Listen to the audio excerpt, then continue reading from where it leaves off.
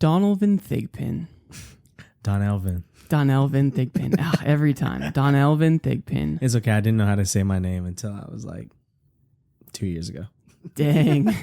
That feels like we could unpack that for a while. Or Donnie T, as you've been called for most of my life that I've known you. Yep. So Donnie is one of my longest, closest friends. So I'm super excited for you to be here and to get to chat with you. We don't get to hang out a ton because among the many things that you do creatively and professionally, you're also a dad. Mm-hmm. And so that takes up a lot of your time. And we'll get into all those things. But I see you more than anyone, honestly. Well, that's true. Luckily, our professional lives overlap. And so we get a lot of time to connect. And more recently, too, which probably one of the reasons why you're here is that we've been able to connect. And I was doing this and I wanted you to be a part of it. So first of all, talk to me about, or just tell me, when I said, hey, do you want to come be on a podcast and talk? What did you think, and why did you say yes? I mean, I said yes because I love to talk to people in general.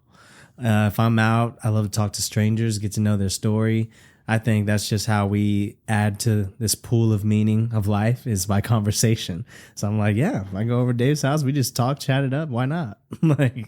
I love that. I agree. I mean, that's like the philosophical foundation for why I'm wanting to do this, because there are so many stories and so many passions and so many thoughts that people have that they don't really have a platform or a way to get out unless they're, hanging out at a friend's house. It's, the end of the night, it's like 1 a.m. and people just decide, let's get deep. Right. And then those stories come out and then you learn about people. It's like when you have a sleepover as a kid, there's just something about spending the night with your friends where you wake up the next morning, like the next day, you're like, we're just closer. Like, I don't know why, but we're just closer. There's a level of connection.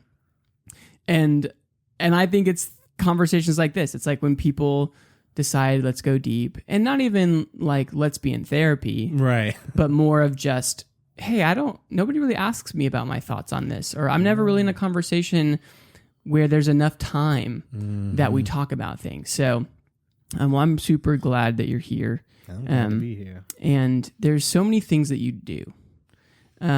Just give me like a short recap of your creative journey from like, I think you started performing like you were the Beauty and the Beast when you were like 3 or something. I wish, man, that'd be great. I started in the 3rd grade at my elementary school.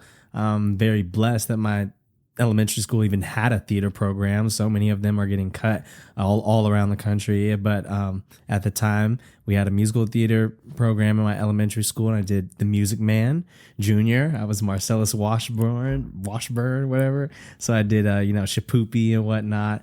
And my brother really encouraged me to get into that. He was like, you should just audition. Like, you got a great voice. You like music. So just try out for the school play or whatever. And I was like, okay. After that first show, it just really became a passion. I don't know what it was. It's just a feeling that is hard to describe, but I really enjoyed it. And so the next year, we did Aladdin. I was the genie in that. Following year, Cinderella, I was the prince. And just every year, I just wanted to do theater and a musical. That led me all the way up until my senior year when I wanted to go to college. And Ginger Morris told me, hey, you need some training, some prep for this, because it was a world I had no idea about. I was like, wow, you can go to college and learn how to do what I've been doing this whole past. Like, yeah. And so she prepped me on all that stuff. I went to Chicago, auditioned for a ton of schools, and got into the school I wanted, which was the Cincinnati Conservatory of Music, and got my BFA in musical theater there. It's a long journey. Yeah. Well, so you studied it. Like you're a true student of the craft. Yes. Which I think is rare. A lot of times you meet people who are super talented or super successful in the professional world.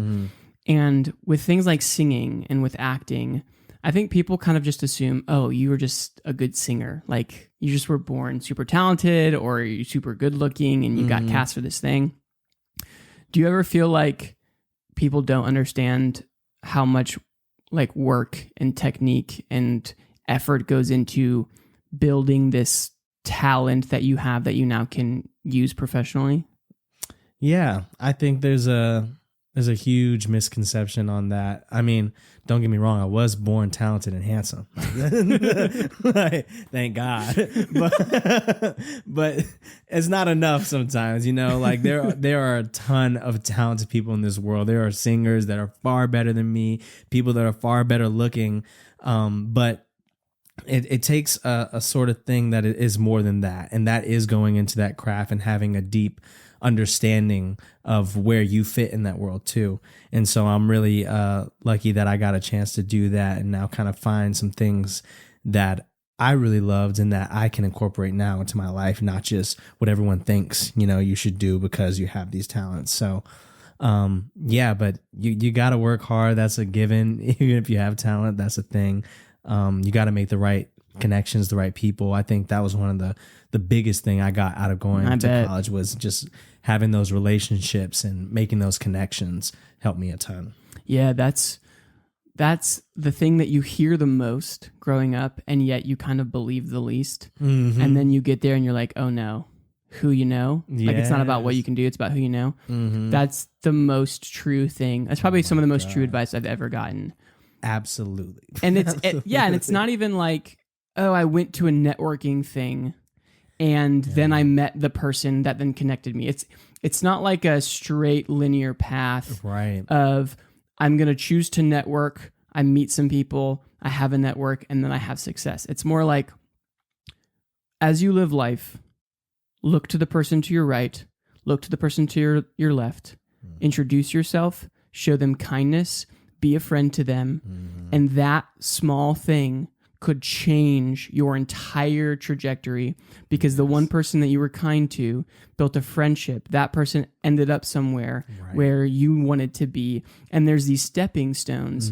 And so to me, like when I think about the advice is not like network as much as it is be kind and connect with those around you. Totally. Because you never know. Yes. Where they might go. Or where you might go, where you might need them. Exactly. And yeah, I bet. And I was really fascinated to hear that even, you know, musical theater students are being taught like the professional side of the craft, like getting an agent, understanding where to audition, understanding how to audition, what are the specific people you need to get in front of, who are the coaches that would actually have more pull, right? Like all of those things that feel completely, you know, disconnected from the talent and from the profession in terms of the skills. And yet totally, man, you see people like Nick Jonas on Broadway and it's like he's talented, but he's not a Broadway singer. Right. But because he's freaking Nick Jonas, like he gets to be in Les Mis. And you see that a lot. But you went to school and you graduated with, you know, a degree, like an official degree in this thing. Did you just like, okay, Broadway's the next thing? Yeah, I mean, naturally, I didn't really have like my sights like, okay, I'm gonna be on Broadway. I was like, okay, I want to get represented in New York. Like, I'm gonna move to New York and I'm gonna try this thing. You know, I never like to put too much pressure on myself that way. That's because smart. A problem I find today with people is that they're addicted to affirmation. They let it and they take it as definition, you know. They start to let it consume their whole entire being. Their identity. Their self-worth, their identity is completely diminished if they're not affirmed on social media, by the entertainment industry, whatever. So I made it a point to never let that be. Is if I get affirmation, it's just information or feedback or like bad criticism. It's just information. It's not going to define exactly who I am and my own self-worth. So yeah, I went to New York. I got an agent there, started auditioning for a bunch of things. Of course, you know, I had to have a job at a restaurant. If you live in New York, you're trying to make it as an actor, as a performer. And luckily, I got an audition from my agent at the time, told me I was auditioning for the Prince National Tour musical. It was not what it was, but I sent in my audition, put some like purple stuff on, got my guitar, started singing Kiss and Purple Rain, and then got a call back to fly out to Las Vegas and do a callback there for swinging in the Purple Rain show, the Prince tribute show in Las Vegas. So that was kind of where my trajectory took me professionally after college. Dang. Did you feel like Vegas was like a step down or not the same as, because like New York is the pinnacle of culture and also of entertainment in some senses, specifically in the musical theater acting world. I know LA's kind of movies and Hollywood. Did you feel like LA's not, I mean, Vegas isn't really where I wanted to go, or were you just psyched to have an opportunity? I was psyched to have it. And now actually look at Broadway though. Well, yeah. Look at what's performing on Broadway. It is Vegas style shows. Right. It is Six. It is Michael Jackson. Mm-hmm. Like, it is very much, they are now understanding that people that are not like hardcore theater fans. And that group is getting smaller and smaller and smaller, which is so sad. But from their end, they have to worry about, can we afford to keep, how do we get butts in seats at some point? How do we get butts in seats? How do we keep this cash rolling? You notice most of the theaters in New York are named after banks. So it's not a coincidence. Right. But no, it didn't feel like a step down to me at all. I felt like the only thing I wanted to do was to make a living doing what I love. And that's performing in any aspect. And I got the opportunity to do that. And when I got that, I was like, I'm happy. I'm headlining on the Las Vegas Strip, where all the stars come to perform now. Bruno Mars, Adele. So it's just like, it was a cool experience for me and a great gig right out of college. And you're still Prince. Yeah, I'm still swinging out in Vegas and have another show called Red Corvette where we travel around. So I'm still doing the Prince stuff. Yeah. And a swing means you're not like the lead, like you're not the first person who does the show normally. Right. But if that person's unavailable, you step in. Yes. Right. Yes. So when Donnie says he's swinging out in Vegas, it's very much as Prince on stage. Right. I just realized that might be. I've gotten questions about that where I'll talk about, this person, swings for that. And I get those eyebrow raises and I'm like, no, not that type. It's different. I mean, maybe, but not that I know of. Okay, so you're still doing Prince kind of as needed, and y'all have like your own like cast band that you do when necessary. But you're in Austin. Yes. What's kind of your main deal here? My main deal here is running a wonderful company called Impact Arts. It is a combination of a bunch of programs that I came up doing as a performer, as a kid. Summer Stock Austin, Texas Arts Project, or TAP Camp. Those were some programs that really helped me as a performer, as a person, and everything. So during 2020, Ginger, who's the head of all those programs, reached out to me to host it was the Gatsby's at that time, but host the awards virtually. And I said, yeah, and connect with her. And it was during that time we just started talking and reconnecting. And I was like, I really want to help, on this side, because I love to support things that have always supported me, whether that's people or programs or whatever. So that's how I got involved with that. We came together with Victor Villalobos and we combined all the programs and made a new nonprofit called Impact Arts. That's awesome. I think that's so cool. And that for people who don't know you, that's just that's kind of the epitome of who you are, right? Like the growing up and being in those programs really did define so much of not just what you can do, but the development, the relationships, the kind of discipleship of those mentors and people who, not just teachers, but just like older students, like those programs were so fundamental to you. And so for you to say, hey, I want to, in some ways, give back, because it's not like the nonprofit world is just like rolling out dough. and then in the arts nonprofit world, you're in a whole nother sphere. Right. And so there is a lot of donation in what you could be doing other places and choosing to be here. But there's also other special people in Austin for you. Who are those people? My family. They live out here in Leander, kind of close to where we are now, which is awesome. They used to live in Cedar Park in that house my entire life, and now they officially moved to Leander, so that's cool. They kind of got their now dream home. They always wanted a house on the hill that could overlook the hill. Oh, that's awesome. So they send me pictures of their view every day and stuff. So yeah, being close to my family is just another reason why Austin is just it's home. Yeah. Between Austin, Vegas, and New York City, do you have a favorite from a city perspective? Do you have a favorite from a food perspective? Do you have a favorite from a music and like night scene perspective? What are the differences? What do you like? What do you not like? Talk to me about that. So I'm gonna add one in that list. Okay. I'm gonna add Cincinnati. Oh, that's right. Okay, yeah. That was my home.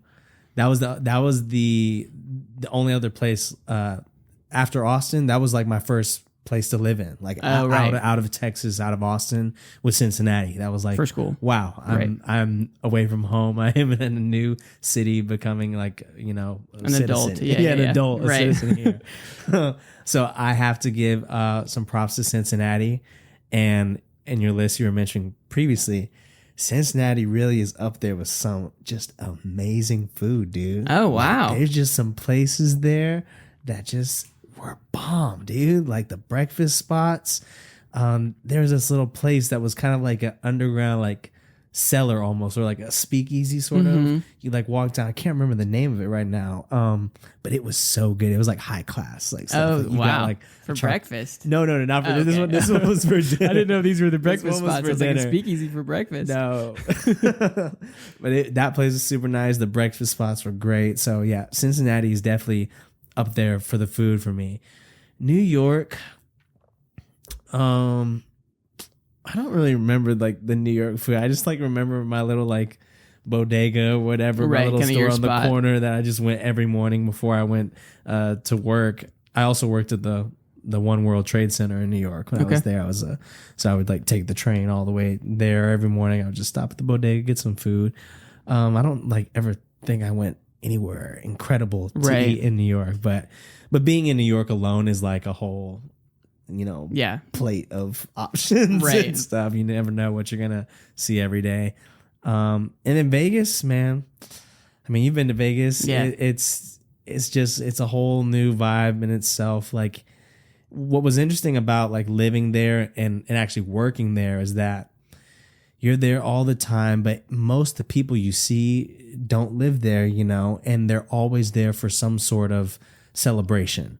So there's just an energy in Vegas where it's always like a party for the audience, for the people there.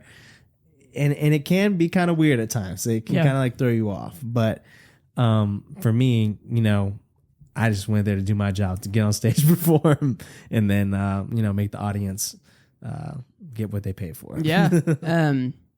So I know you were saying that like the affirmation, like you wanted to make sure that you loved your craft, and you didn't live and die by whether or not you were hitting these arbitrary goals from I got cast in a certain show, or I'm getting enough love online or whatever. But that being said, you have had to utilize the tools that everyone has to use to put yourself in the best position for success. And so that's meant social media. That's meant having a digital portfolio of some sort. What's been your experience with social? Is it something that you've begrudgingly done because you have to, because it's what the business requires? Have you used it for your own personal life of like, well, I want my relatives and my family to know about what I'm up to, and I just want to take pictures of me and my friends going and doing things? Or are you like, I love it, I'm swiping and scrolling every day and sending people stuff and posting all the time? Like, kind of where do you fall on the spectrum of social? Yeah, I mean, I dig social. Just for me, like now, I think before I was posting a lot more because I was just a lot more free. I didn't have like a lot of cares. Now I have a lot more cares, and I weirdly do care a lot more what people see, you know, or how much I allow people into my world, you know, because was there a specific moment where that clicked for you? Is that a slow process, or was there kind of a specific thing that made you say, hey, I want to be a little bit more, I want to discern a little bit more about what people get? I think it honestly is when I had my daughter, honestly. I always had just a weird thing about posting my child so much on social media, just because it is a dangerous world out there sometimes, you know, and you never know, you know, I go out and I perform all over the place. And sometimes you get some weird people that message you that are kind of stalkerish, or they'll literally repost a picture of you and your family on their Instagram being like, I'm so happy and excited for, you know, them. And I'm like, I literally don't even know you. So it kind of gets weird for me sometimes. It's just the place I am in my life. But slowly now I'm starting to look at it as at a point where I can't avoid it. Yeah. You know? And so now kind of my goal is I want to make it a place to kind of keep my memories and stuff, but also maybe provide value to people who were in a position that I am, just artists and creators and actors in general. So I think that's kind of my goal now. That's a good point. That people don't think about, which is the entertainment industry brings a level of fandom into your life that we all kind of want. Like, we all want followers. We all want to have the sense of popularity. I mean, most of us do. Yeah. But when you're faced with the potential negatives that come from it, it can be really scary. Absolutely. But I think the other thing that's really powerful that you're talking about is, as soon as you had a child, the way in which you saw the world changed. It sounds like now that there is a new most important person in my life, and I'm responsible for this person's safety, I now look at everything else with a potential danger and a potential risk factor, because your priorities probably have shifted. Yeah. The way that you live and navigate. Because it's not just about me anymore. That's the difference. It's like I'm actually really, someone to me actually matters more than me, which is hard. It's really hard to explain if you don't have a child. Like, there's really no other way to explain it. Like, and honestly, there's probably people that have children that may not feel this way. But for me, this is my experience where when I had that child, I was like, this is a person coming into this world where there is a lot of those dangers, a lot of complexity, and I want to make sure they are set up for success. Yeah, I the best way they can be. And I wish people, this may sound weird, but I wish it didn't take having a child for some people to get there. Yeah. Like, and this may not be true for you, but I would guess that the way you're living life now, outside of just being a good parent, but this perspective shift of, it's not about me, it's about how I can serve those important to me, is probably actually a better headspace and a relational space for you to be in. Would you say that's true? To a certain point, yeah. To a certain point, because it's kind of like two things can be true, you know. Like, while it's I'm not the most important, I also am at the same time. You understand your need to be sustained so that you can provide. Exactly. Right. So it's kind of a balance, you know. And I know a lot of people are talking about this now with, you know, the self-love, the self-care and stuff. And I kind of wanted to ask you, what is like your now today? How do you go about taking care of your mental, your physical, your just well-being? Do you have any new things you've adopted, you know, over the last year or so that have been beneficial to you? Yeah, I have really come, and it's not necessarily in the last year, but I've really found that looking to serve rather than to be served is actually a more joyful experience. Absolutely. And that is very counter to kind of the mainstream narrative that we live in right now, which is you do you put you number one, and if people don't love you, like cut them loose and move on. And there's a component of that I understand and agree with, which is you need to know what your fundamental values are, and you need to not compromise on those things. Right. And so if there are people in your life who are asking you to compromise on core principles and beliefs, those people are not probably healthy people to keep around. Right. But I don't subscribe to the I'm first, and then everybody else needs to be on board with me doing my thing, and the people who support me in that are good friends, and people who don't support me in that are bad friends. Because my entire experience up to now has been when I pursue the things that Dave wants, when Dave tries to get what Dave wants, Dave has a little joy and a lot of broken relationships. I look over my shoulder and I say, look at all the people that I hurt and stepped on, even either intentionally or unintentionally, because I was just going for what I want. Right. And so I have just found that I sleep a lot better at night, like literally with less anxiety, not just like, oh, philosophically, like, how do you sleep at night? Like truly, genuinely, I can go to bed being like, I was kind to the people that mattered to me. I was able to help people who needed my help, and I contributed to the betterment of other people's experiences. And I'm not saying this to say like I'm such an amazing friend and I'm super good. I'm still very selfish and very impatient, and I still do all those things.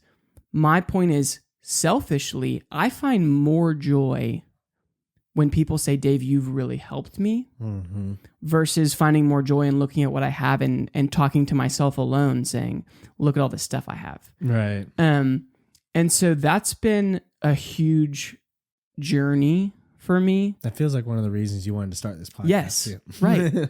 Like one of the reasons that I wanted to do this is the selfish desire of I love, one-on-one deep conversations. And so that's an itch I can scratch.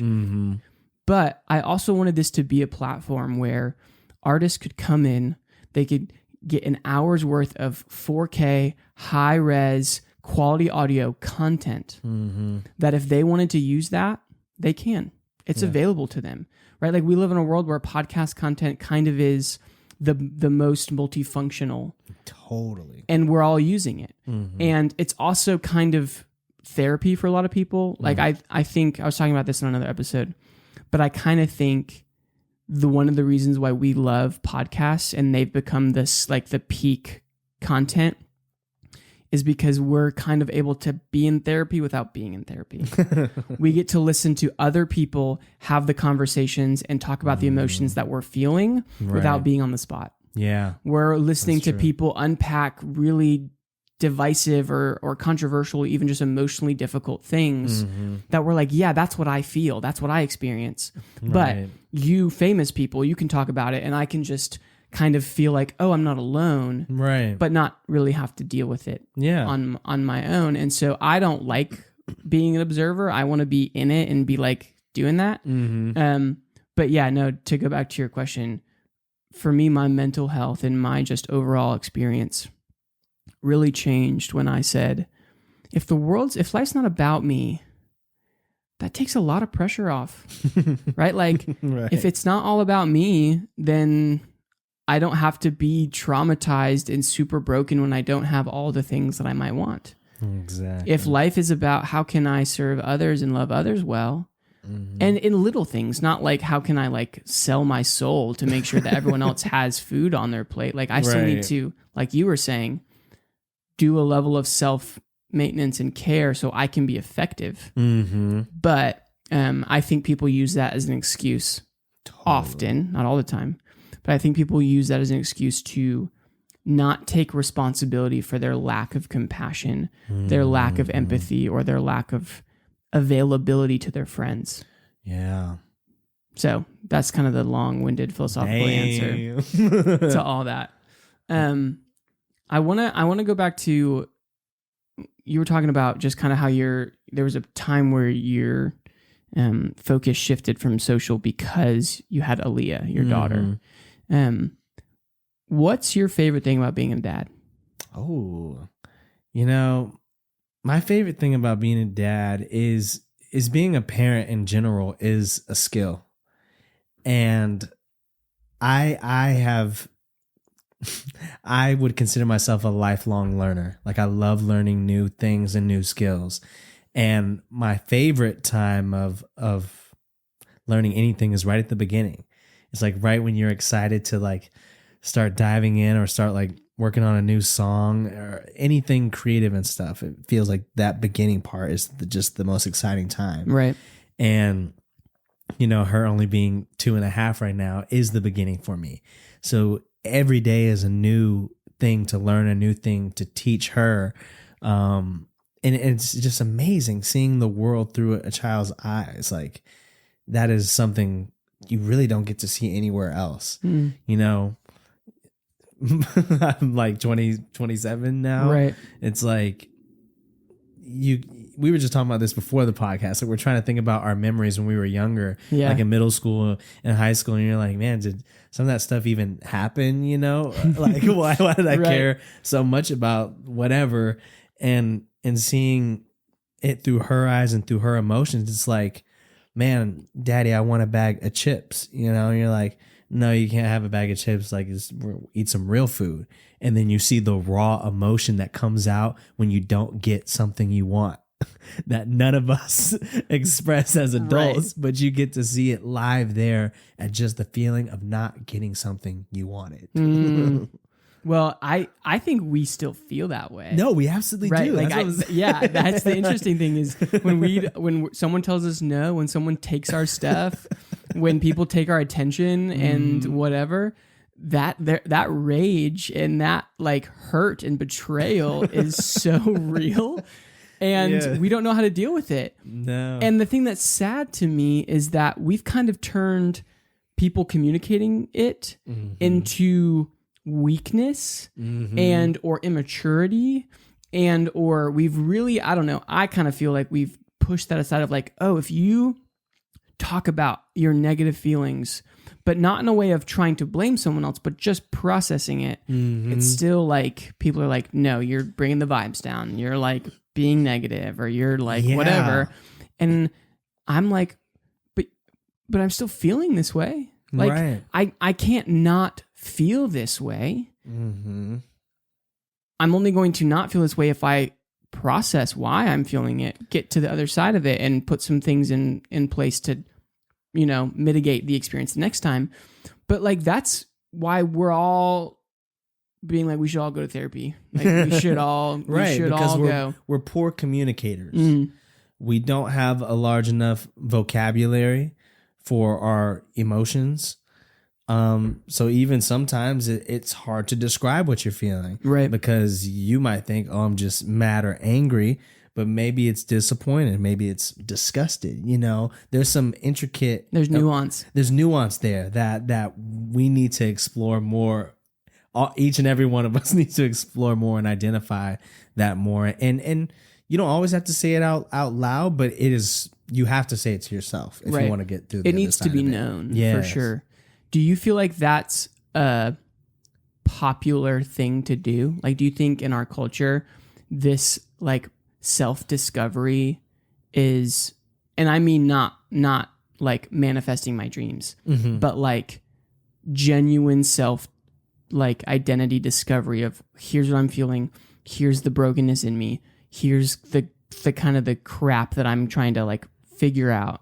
Do you think it's from a big picture perspective, like that's a popular thing to do? Or do you feel like when people do that, they are looked at as too serious or too deep or whatever? That's a tough one. I don't know. I feel like it goes both ways. I feel like, some artists that are at the top of their game right now. Billie Eilish, SZA, you know, I feel like they wouldn't be where they are without really expressing that vulnerability. Right. And like going into topics that a lot of people would be scared to discuss. And then people admire them for talking about those things, because it does take a certain level of bravery and courage to be that vulnerable, especially with the wide group of people with the world, you know? So I think actually mostly people are usually praised and respected for being that vulnerable on a massive platform if it's genuine, you know. I think with the massive platform for sure, because I think we all kind of want to do it, and if we do it at work, or if we do it like at dinner with friends, people will be like, "Whoa." Right. Don't like we're not getting deep right now. Yeah. But when someone who kind of has the protection of everyone already loves them, then when they open up and get deep, they're kind of the representation for all of us who want to do it. Right. And that's why I think people are so drawn to that. Yeah, because you always have to read the room. You know, there's not always a time to share your deepest, darkest thoughts. And luckily within this industry of entertainment and arts, we have people that are very good in communicating in ways that are expressive and that do keep our interest. They add a level of entertainment value there with that. So that really no other profession can quite do. Yeah, I was during COVID, you know, the entertainment performing industry got a lot of like, not flack, but like, you're not essential workers. Right. And I understood the practical approach to that. But there was a lot of people who were like, when you are stressed and you need to escape, what do you go do? You go watch Netflix. You watch TV. Yeah. You literally use these fictional stories and plays. Even if you think theater is weird, tell me that your favorite Netflix show is not theater. Like it is. Right. Like these are the things that you use. Like they're fundamental to your experience in life. Absolutely. And if all of them were like, we're not going to make TV anymore, you would probably have similar feelings to if like the grocery store workers were like, we're not coming to work when you needed to buy groceries for your family. Yep. And so I get there's a nuanced conversation around that, and in the kind of the spikes of COVID, and we were like, yeah, you know, maybe not essential from whatever when we were just thinking about like Maslow's hierarchy of needs, the bottom, like we just need the bottom. We can't afford to get to the top. But no, if you don't think art is a food that sustains you maybe in a higher level, but if you don't think that art is changing your experience in life fundamentally, then you're missing out, and you don't know that it is. Right. But yeah, no, I think that's super true, and it's hard, and it's stories, man. Like people love stories, and the people that are at the top of entertainment today, they're great storytellers, and you know, artists with music, they make you see with your ears, and great movie or TV producers, filmmakers, they make you hear with your eyes. You know, you can see a visual, and even with the sound off, you can literally hear what's happening. You can see it, but you can hear it. You know, and that's a very powerful skill to possess when you're a creator. Well, the human experience is a story, right? Like at a really fundamental sense, the human experience is a story. Like you're living a story, and all of history is a story that we pull from. But going back to like people's experience in life and whether or not it's cool or trendy to be introspective, I think that's one of the reasons why people really, and going back to what you were saying about people not having words to put towards what they're feeling. Mm-hmm. I think that's why people really latch onto things like personality types, or things like astrology, or any categorization that helps them, that gives them words to explain how they feel. Yeah. And so they read a personality type of the Enneagram or Myers-Briggs or whatever, or their sign, right? And they say, oh, that's me.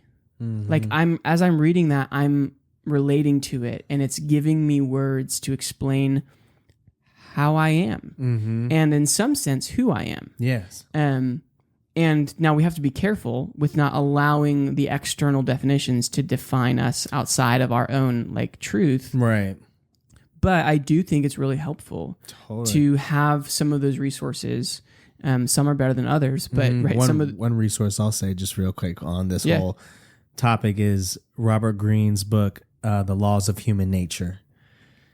By far the best book for learning about these different personality types and toxic personality types too, to identify in people that will save you a lot of heartache in time if you can identify early. Yeah,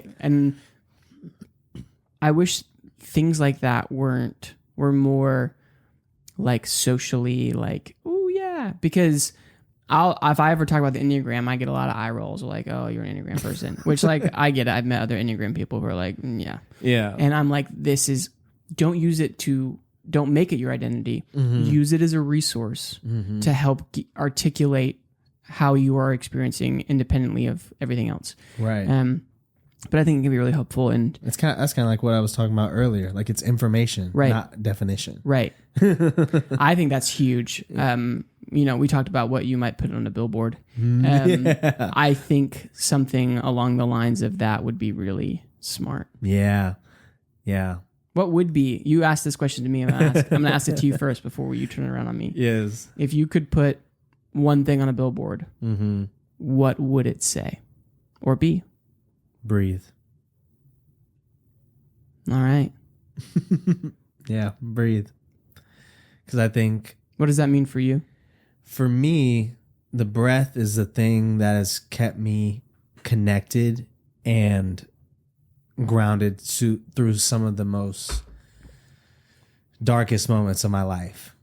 And I think no matter where you are in life, if you were to just drive by, walk by, see that reminder to just breathe, I think that would just be helpful, and that would be my billboard, and it would be a big billboard and be everywhere. Just the breath as an actor, as a singer.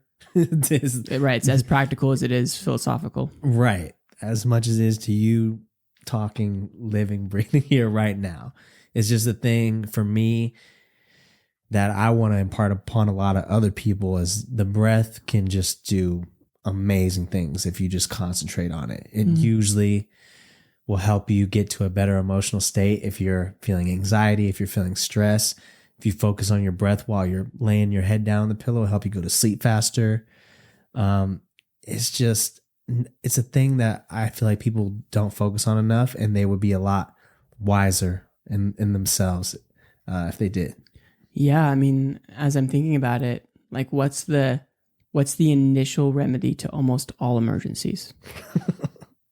Air, oxygen. Just breathe. Yeah, just breathe. Like when someone comes in the ER, hey, just breathe. Here's some oxygen. Like, I need you alive and I need you present. And to be either of those things, you have to have breath in your lungs. Yep. I love that. My answer is less short. If and a little more cynical. If I had one billboard and I got to put one thing on it, it would be a question, because I think asking questions helps people just think. And it would be, why are you trying so hard to get people that you don't even like to like you? I would say 50% of all of my problems and the problems of most people that I know is their tireless attempt to be all things to all people. Yes. In a way that is so burdensome that they not only lose themselves in the process, but because it's an impossible task, they actually fail at their whole goal. And then they become the self-fulfilling prophecy where they were the bad friend they were trying not to be. Right? Right. And I just look at people and I say, why do you want people that you don't like to like you? Like, what is it about this sense of, like, what, going back to what you were saying, just affirmation that will give you what you want? Someone I had on before, she's a professional bodybuilder, and like that's hard to do. Oh my God. Like she's a badass and she's super talented. She got, so not only did she win multiple shows, but she won a show where she got first in a national competition. Wow. And I asked her, I was like, so like when you got your pro card, did like your life change? She's like, no. Like, I achieved the goal. I conquered that summit, but I woke up the next day and went to work. I woke up the next day and went back to the gym. Right. And I thought that was so profound. Like, let's say your photo does get the 1,000 likes that you want it to. Then what? Yeah. Like, what is the goal? Because affirmation and attention is a means to an end. It's not its own thing. Right. And I think so many people are just attempting to be well liked by all people not because they're trying to be fake, but because they are afraid of not being liked because that's scary. Yeah, I mean, there's a human, kind of psychological element that goes back for sure a long way that is embedding on us. If you weren't liked in your tribe a long, long time ago, you would be kicked out to survive by yourself in the forest. So being liked among the community was actually a survival tactic that people learned to maneuver, and that I feel like that still lives with us today. Like if we're not liked by our community or our friends, it does diminish our self-worth and our self-value. So I guess the question is, how do we become our most authentic selves while, trying to just live? Like how do we foster that community? That is the question, and I don't have a direct answer for that. No, nobody does. Man. Something that's been really freeing for me, it sounds terrible when you say it, but it's actually, when you think about it, to me, it brings a lot of peace, which is nobody's thinking about you. Yeah, the spotlight effect. like not that your friends and your loved ones don't care about you like they should or anything like that. Right. I'm not saying no one cares about you, but no one cares about you. Like when you go into the gym and you're thinking, as you stand next to someone else, I wonder if they're looking at how much I'm, curling, or I wonder if that person is looking at me being like, oh, he's weak, or, oh, he's not doing what I'm doing. No one is thinking that. Everyone in that space is all doing the same thing, wondering what everyone else is thinking and not actually thinking about other people.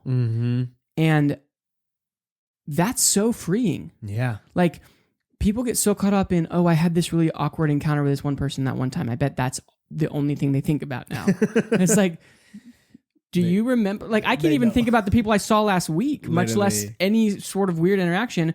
And some of those people might be like thinking about it nonstop because there's this thing. And I get there's a level of like biology in your brain and your brain chemistry, and there are anxieties that people can't escape. Right. And I don't ever want to trivialize those or those are legitimate. And so there is just a reality of anxiety and all that. Absolutely. But I do think that there is an added level of pressure we put on ourselves because of social media and because someone has kind of had access to us our whole lives at this point. Right.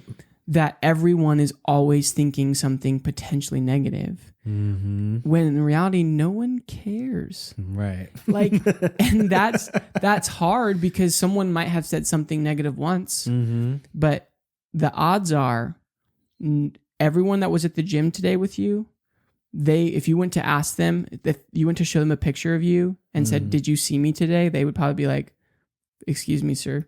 Please leave me alone. I've never seen you in my life." Literally. And they actually have done tests on this. It's called the spotlight effect. And I think they did it at a school somewhere where they told this kid to wear this like crazy graphic and walk around school. And they went and asked all the people like, "Did you notice that guy's shirt?" Like, "Not at all. I wasn't looking at his shirt." Like, right. He was like, "I thought everyone," like he guessed that most of like 95% of the people noticed or were snarking about his weird shirt, and most people did not. It was like maybe 20%. Yeah. And think about how much time we spend getting dressed, thinking about what can we wear to pop, and what can we do to stand out.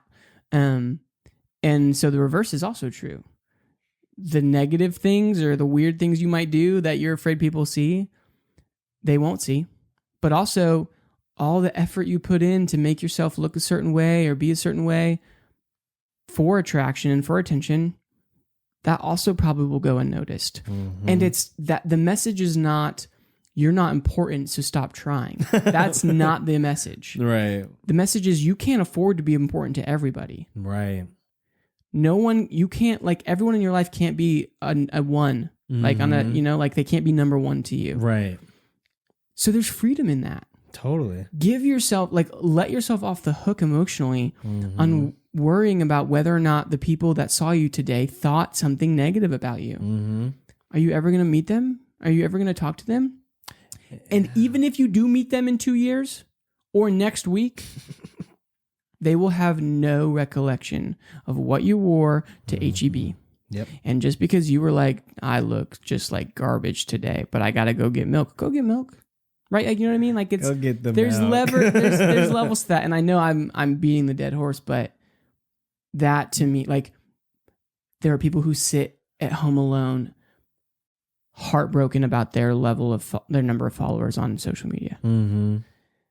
And my heart breaks for them, because what I would say to them is, you don't know that nothing would change if you had all the numbers. Right. Like, it might feel a little bit different. You would get the initial dopamine hit, and then you'd need more. Yeah. You would need more, because what you're really searching for is not objective numbers on a social media platform. It's real connection in real life with people who actually can know you and care about you and uplift you in the right way. And so find those people, make time for those people. And that's an important component in your billboard quote, is like trying to impress people you don't like. That's a very specific part, because then it's like, okay, now there's the people I don't like, and then there's the people I do like, the people that do have that sort of positive influence on my life and that really know me. Those are the people that I should be taking feedback from, or whatever, that when they speak, maybe I should listen, because I know that they care about me, and my best interest. That's huge. I think that might be too long to put on a billboard for anybody to read, or we'll write a people book will go people will go too fast and won't read it. But yeah, I was thinking about that's how my brain works. I was like, okay, so it's a billboard, so it needs to be big, can't be too big. People have to be able to digest it quickly, but it should have a profound idea. And I went through like all these things. I was like, oh, this is not the point.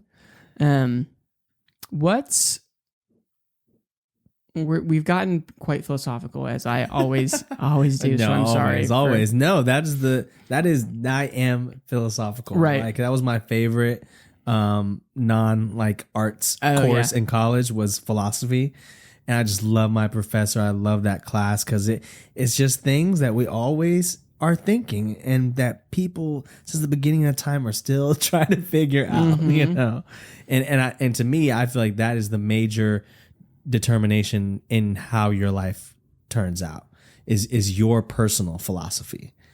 That's the major difference in your life. If I have a philosophy that if I eat a Snickers bar every day and just sit on the couch all day, every day, that's my philosophy, that's not going to work out well for you. Right. You know, like you have to understand the rules of the game. Right. You can't just say, well, here's what I want. And I hope that what I want, everyone else will just get on board with. And it feels unfair, but you know, that's reality. Like that's your reality. Right. Like there is your reality, and then there's the game we're all playing. Like there's this game of life. And we can make strides, right? We can get in the like, hey, tattoos are now way more socially acceptable to have in the workplace, right? Because like for so long we grew up being like, our parents were like, if you get tattoos, you'll never get a job. And like, wear long sleeves when you have tattoos. Right. And so we make progress in things, but there's still like, hey, if I really want this specific job and there's like a specific kind of, not dress code, but like vibe to this place, I might need to say, do I want to play by the rules of the game, or do I want to break the rules and risk it? And you should risk it if you need to risk it. Right. But like you're saying, there are some unfortunate realities that we live in, and we should fight against the ones, like fight against the injustice and make progress and all those things. Absolutely. Right. Yeah. But to live as if they don't exist just because we think they shouldn't isn't a wise, in my opinion, is not a wise way to make decisions, because at some point other people will rely on you. And as long as you're not compromising your core values, right, sometimes you have to shift the way you are going to live life to be more effective in what you really want later. Absolutely. That's just, I mean, life is going to attach whatever meaning you attach to life. Yeah. And that's period. For sure. So speaking of philosophy, what's one big life question that you wish you had the like actual answer to? I mean, this is, I actually wouldn't want to know any, like I have a bunch of these that I want, but I actually wouldn't want to know any of them because I think it would take the whole point out. But it's very wise of you. But the one I would know is probably everyone is like, what happens after this? Like, actually. Yeah. Like I have my belief. I believe in heaven. I believe that there, whatever state, you are in towards the end of your time, you will be transmitted to a place on the same energy frequency level that you were at towards the end. So if you lived a fantastic life and you have this just positive energy of, I lived a great life, I served my purpose here, I did what I was supposed to do, I feel like in your last moments, that energy of your soul and stuff transfers to an equal place of that energy. And if you're at a very dark, low frequency point, when you might go to a place with that frequency. Right. But yeah, if I had to say one, I probably would want to know that one, but I don't even know if I really want to know, because I feel like it would take the point out of being here, I think that's super true, which is, if you know the answers to life, you are robbed of the experience of learning them in the way that you're supposed to. You're spoiling the movie. Right. And you actually have this huge burden of knowing it and no one else knows it. Right. Like if you had to go back in time, but you couldn't say anything about the future, like that would be just so upsetting. Right. You'd be like, oh, I could tell you this and this and this, and this would be so helpful for you. And if you only would knew this, and yet you can't, because you would change the fabric of reality, and you can't do that. Exactly. But I also think the whole, like, what happens after life, I think when people ask themselves that question, that's kind of the initial start on a lot of philosophical things, because they have to deal with, like, well, what is the purpose of life? The idea that there might be an afterlife is kind of based on the idea that I might have purpose, there might be meaning, kind of means that there has to be something more. There's got to be something greater than me. That whole concept we all kind of believe in. We all kind of know that there's more to life than just what you experience. I mean, a lot of people kind of subscribe to that in different ways, right? The whole idea of being spiritual inherently means there's something else. Yes. And I think for a lot of people, it's that initial question that starts them on those paths, which I think are so beneficial for people. Yeah. I think it sparks really meaningful conversation. People like contend with some of their, not guilt and shame, but like, I'm not living the way I want to live. And the idea of it being over is motivating for me to reconcile and fix the things that I'm not doing now. And I think we all need to do a little bit more of that. And it's also like away from even a spiritual level. It's like an actual logical level, because it's like when you do die, hopefully someone throws you a funeral, right? What are they going to say about you at your funeral? That's what I think about. That motivates me to live the best life I can. You know, and that's kind of like, you know, reverse engineering life too. It's like, man, what do I want people to say about me at my funeral? If I can reverse engineer my life that way, I can make a lot more smarter choices or whatever. And what do you think? And what do people talk about at funerals? Right? Like, they don't talk about the things you achieved. They talk about who you were to them. Like the stories at your funeral are going to be about how you treated them, right? How you encouraged them, how you supported them, what you did for the community, what you did for those around you, who you were to the people in your immediate, you know, network, and even greater depending on your acts. But like, I really hope that when I hope that the message at my funeral is not, he was just so good at taking photos.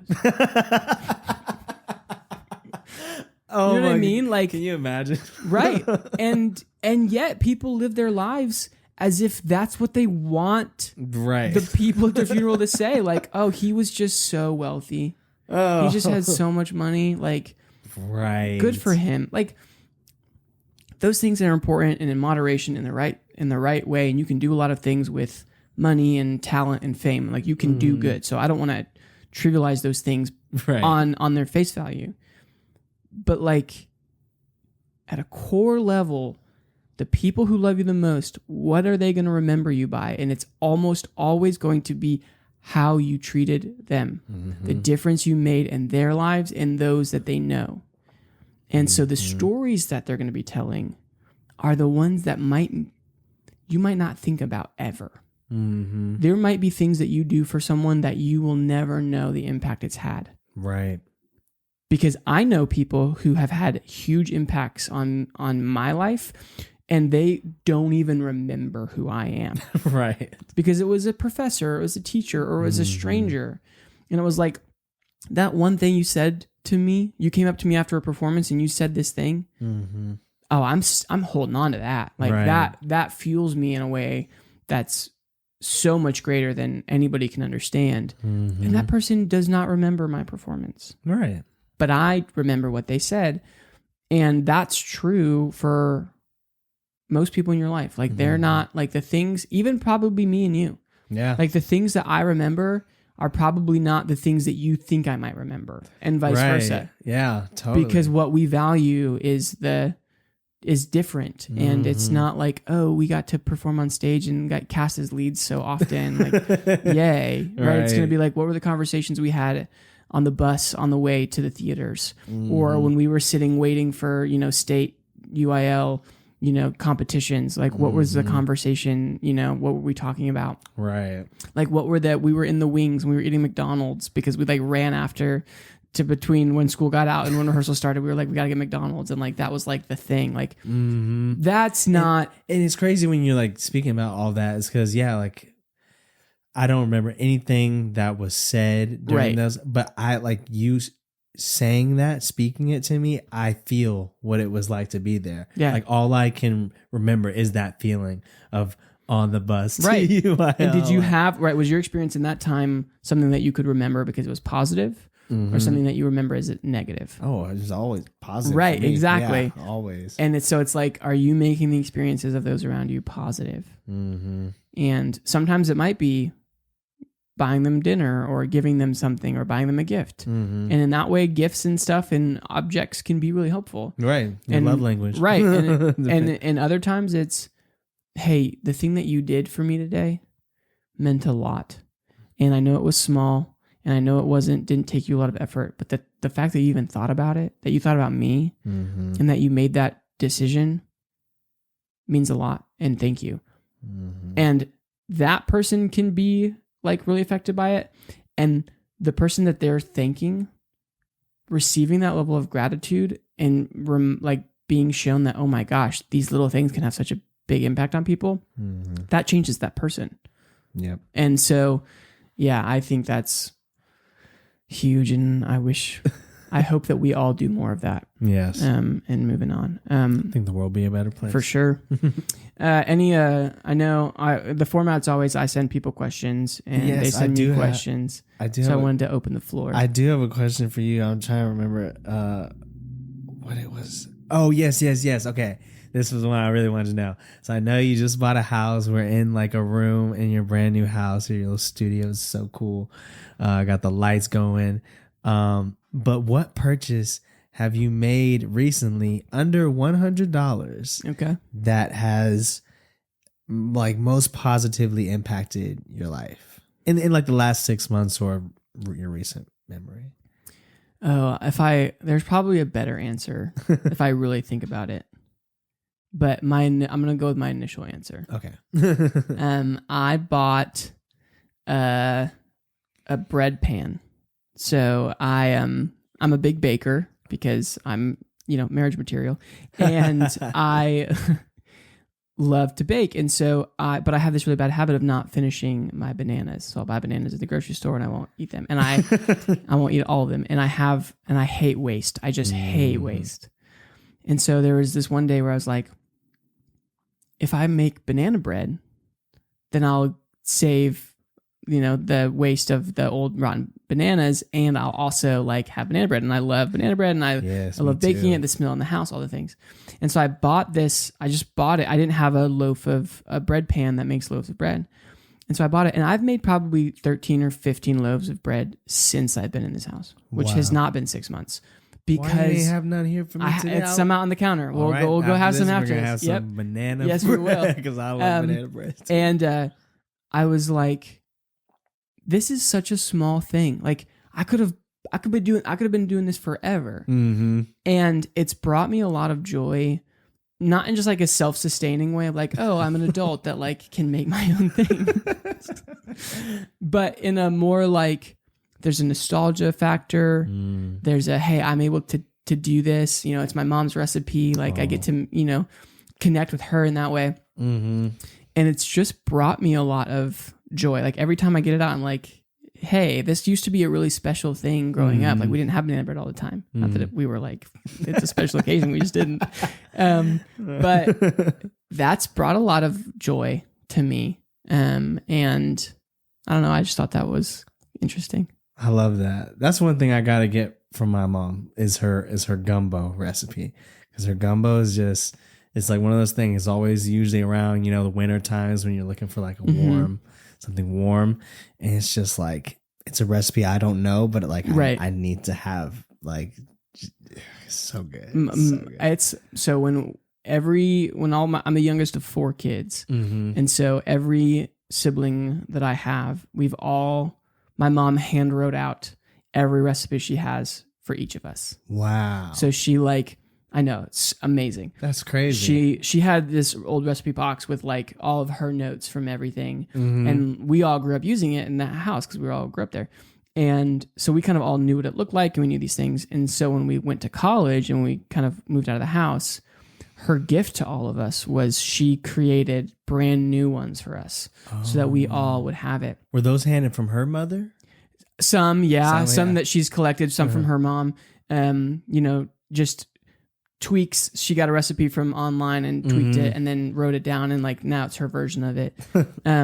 But yeah, it's one of my and she bought us all like these nice little recipe boxes that like fit nice on the counter. And that's awesome. Yeah, and it's just one of those things where, I've been made fun of it at times from like my guy roommates over the years. But now, like having these recipes, being able, not only being raised, learning how, like participating with my mom, baking in the kitchen and cooking dinner and us helping, like really valuable skills, like hopefully bonus points for me someday.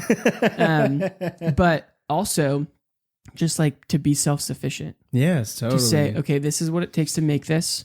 This is how many it feeds. If I host, I can do these things. It's just me, I'm committing to my next 6 meals to be this in different ways. I know what to pick up from the grocery store. Right. That's great. That's a really special. That's a great question now. And so I want you to answer it too. What's one thing that you've purchased recently that's under $100 or somewhat relatively inexpensive, that for you has just like provided a lot of joy? Maybe it surprised you that you're like, oh, I just bought this little thing and I use it all the time and I love it. Yeah, I can't believe you thought of a question to ask me that you didn't have an answer for. No, I really didn't have an answer to this one. I just wanted to know yours. Recently I went on I was performing on a cruise line. It was the Princess Ruby cruise ship, and we went to Cozumel in Mexico. Yeah. And I'd never been on a cruise ship, never been to Mexico. And when I was there, I really wanted to get like a dress for my daughter because she loves the movie Encanto. Yeah. She just like loves it so much. And I wanted to get her like just a dress. And so I got it. And when I came back home and pulled out the dress she saw, she was like, Encanto! Like she was so excited. Like just the light in her eyes was just the best feeling ever. It was like, it was so special. She doesn't wear it that much anymore, but that initial moment was so exciting. That's kids though, man. They just move on to the next right. thing. Yeah, they're like, oh, excited here, and then it's on to the next. But it was a really cute dress, and yeah, it wasn't that expensive. I'm gonna ask you another question that you asked me. What's an unusual habit? Or like a weird thing about you that you do or that you like, or oh man, what's just like an unusual thing? Maybe something that people have like given you grief for. Like, do you put ketchup on steak? Oh no, but I do really like ketchup, and I'm seeing my daughters starting to catch up on that. That was really unintentional. But she'll just like stick her entire hand to like, she calls it dip. She had like chicken nuggets, like dip. But sometimes she'll discard the chicken nuggets and just stick her entire hand into it and start the ketchup. It is so gross. Like I'm not that much into ketchup. But I guess a unusual or weird thing for me is, I don't even know if this is weird, but I am kind of like a clean freak of my own sector, of my own space. Oh. Like not the entire house, bedroom, but my side of the bed and my like things, I have to clean up every night. Or like my side of the bathroom vanity, like my sink, I have to keep like tidy and clean. So you're good with the whole house, the common areas being kid friendly to a certain point. Like there will be a point where it just overflows, and then I immediately have to like go into it. Yeah, it's just a thing that like will irk me. Interesting. Well, what's yours on that? I also don't know if this is super weird. No, it's not common, but I brush my teeth in the shower. Oh yeah, Peyton does that. My fiance. I have mixed reviews. I either have that's super normal, cool, yeah, me too, or what are you doing brushing your teeth in the shower? It actually makes total sense to me. I think it's super practical. Yeah. To me, the reason I started it is because I was never good at brushing my teeth as a kid, and I paid for that in college. But I love taking showers. And so I was like, how can I take this thing I don't like doing and make it somewhat enjoyable? And so if I can give myself an excuse to sit in the hot water for another 5 minutes, I'm going to do that. And so I just kind of built this habit. But yeah, that's such a funny human thing that like we don't like to do. And there's been like so many like innovations in products like to make it easier, like for kids, the was it Tooth Tunes? So it's like, oh, play the music that'll make you brush your teeth, or like I'm seeing these ones now that are like a mouth guard. You just put it in. And just does it. Yeah, it's just hilarious. That's wild. Well, Donelvan. I really call me Donnie T official on the gram. That's the gram. I just appreciate you so much, man. You're the best, Dave. Dude, I am so thankful for you as a human, as an artist. The things that you're doing in the world are super cool, and super meaningful. Like there are high school students right now who don't realize how good they have it getting to be in programs that you're involved in and get to learn from you. But also just as like a human being to me, dude, you're the best. I'm so glad that despite life taking us, on paths at different times, that we're back in the same city. Yes. And ATS. That we get to stay connected. And yeah, man, I appreciate you being here. Thank you for having me. Like literally, thank you for asking me to do this. This was a lot of fun. Hey, if anything, I want this to be a positive experience. So even if people are like, I don't care about having clips for Instagram, as long as people sit down and they feel like they were heard, that they were asked intentional questions, that the things they said were taken seriously, and they had a good time, like that's a win for me. Yeah. So thanks so much for being here. Check. You checked all those boxes. Yes. Love it. So anyway, man, love you. Appreciate you here. And yeah, we'll do this again, I'm sure. Yeah.